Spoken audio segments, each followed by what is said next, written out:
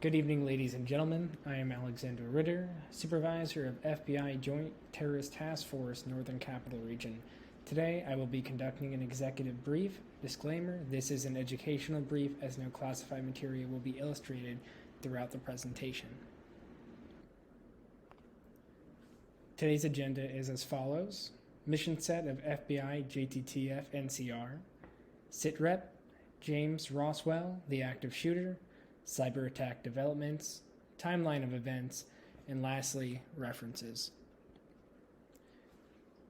Since this is a joint setting, the FBI JTTF NCR is charged with identifying terrorist activity, safeguarding American infrastructure, and protecting American citizens.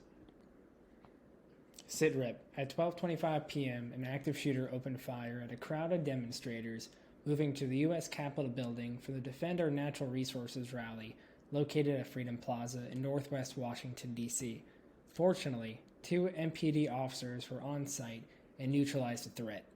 Current reports indicate that 6 personnel lost their lives during the assault, with 24 more injured, as more are in critical condition. After conducting immediate triage, the wounded victims were transported to MedStar Washington Hospital Center and other surrounding hospitals within the region. The image to the left indicates the avenue of approach from which the demonstrators utilized to travel from Freedom Plaza to the U.S. Capitol building. The red square on the map illustrates where the assailant, James Roswell, conducted his initial assault. The blue square on the map identifies the security perimeter from which the FBI and MPD have secured around the area. Law enforcement and medical services will remain on site to assist those involved in the incident, collect evidence, and take statements from those who witnessed the attack. The man you see to the left of the screen is James Roswell, age 24. His last known address was in Fayette, West Virginia. Mr. Roswell was reported to be an outspoken member of the United Mine Workers of America Union and has a history of psychological problems. At 1600 Eastern Standard Time, FBI and West Virginia State Police raided Mr. Roswell's apartment to find several semi-automatic rifles, ammunition, and large quantities of explosive material. The chemicals found at his residence are similar to the bomb-making methods of the attacks in Brussels, London, and in Madrid. It is critical to identify if Mr. Roswell was acting alone or was assisted by others during the assault.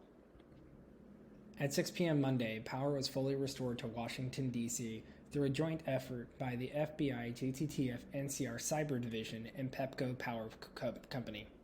Power was restored to Washington, D.C. The investigation concluded that the facility's operating system was infected by malware through an insider threat. The responsible party has been identified, however, their name has not been released to the public. We anticipate that traffic patterns will normalize and that all federal, residential, and commercial facilities will be fully operational come tomorrow. Public transportation will operate on regular schedule. The timeline here illustrates the time from which these events occurred. It is important to note that we plan to release a press release at 2100 hours local time to inform the public of the events.